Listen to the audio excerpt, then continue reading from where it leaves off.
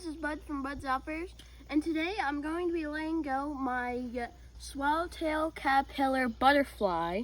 So we got the butterfly as a caterpillar about 3 weeks ago. I named him Herbert. So he was pretty big when we got him, so that means he was about to transform in probably a couple weeks. So he was about maybe a little bit bigger than this guy down here, and then he transformed into the cocoon.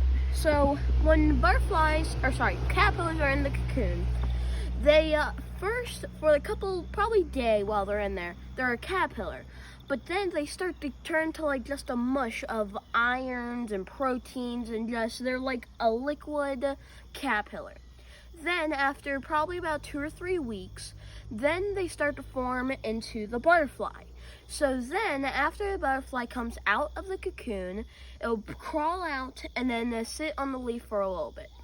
So then after they're the butterfly and they come out of the cocoon and they're beautiful and whatever, that their wings are super fragile, more fragile than they are right now. And butterfly wings are super fragile.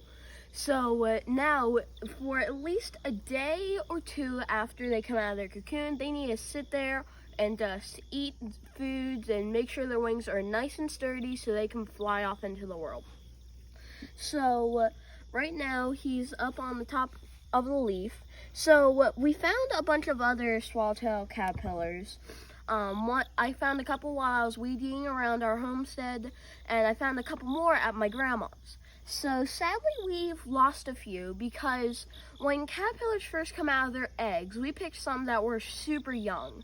When they first come out of their eggs and they have their first feast, and maybe after a couple little snacks, their mouth every once in a while can gum up. That causes them to not be able to eat, causing them to sadly die. But so we have our living ones here, and they are all pretty and stuff. So then we have our butterfly up here, and they mostly like to eat dill, lettuce, and parsley and carrots. So we also made his home out of an old pickle jar, which works because they like dill pickle jar. So we're gonna open up the lid, and you see him shaking around. So we're gonna let him sit here, find out how to fly, and hopefully he'll just fly right out. Make sure you put holes in your lid. Oh yeah, we took a hammer and a Little chisel point. Yeah, a little chisel point, and then we put a bunch of holes in, that way they can breathe because they need air to live, obviously. But so what's going to happen to your other caterpillars, probably? So the other caterpillars, they're going to keep eating all their food, they're going to keep munching on everything. Then once they get big and just fat caterpillars, it's kind of like the story of the little caterpillar, the one that ate through like a ham and lollipops and stuff. After they get super fat, they then turn into their cocoon. Then they're going to stay in their cocoon for about 2 to 3 weeks then afterwards, and then they're going to come out as a butterfly. So you may be wondering, how do I know my caterpillar or butterfly is male or female? The male butterflies are very colorful. So if you look down here, you see they has orange and blue and white and yellow and all different colors. The females only have one color, which I believe is only orange.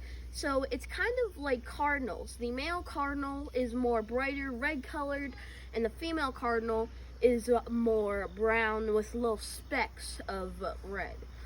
So right now, one thing that I want to note, make sure that you have sticks, because then when they go to cocoon, they have something that they can put their silk around, and then they can just hang there and form into their cocoon. Now, one way you can see if they are ready to cocoon, they're going to turn into like an upside down J. And you're probably going to see little threads of silk they've spun. That way, it's kind of like a safety harness to the stick. That way, they are safe when they go into their cocoon, and then they come out as the butterfly. So, another fun fact about them. It's like I said, they turn into like a mush when they're in the cocoon. So they go from caterpillar, mush, then they come out of the cocoon as a butterfly.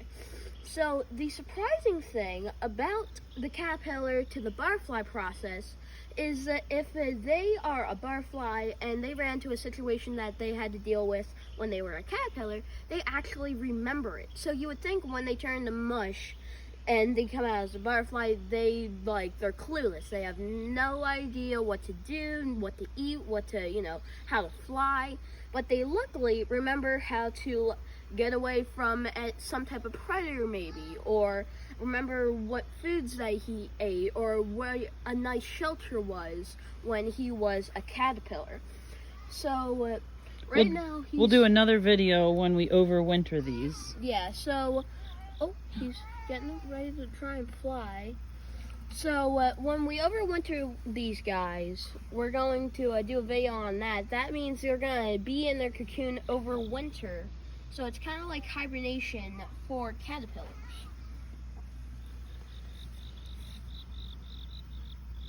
Come on, buddy.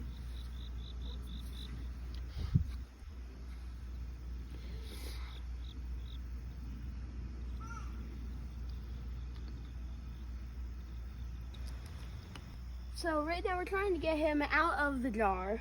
So if you've ever gone to the Pennsylvania Farm Show, you've probably seen that big tent that has a bunch of butterflies in it. So what they do is you put a cotton swab in Gatorade, like this, and then they try to go after the sugar. So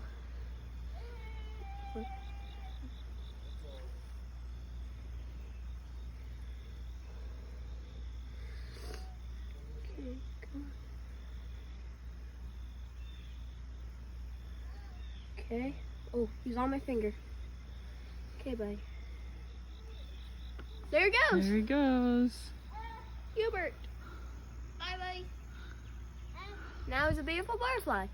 So, like I said, everybody else soon, hopefully, will overwinter, and then we'll have what just happened to Herbert. This is Bud from Bud Duffers. Thank you for watching.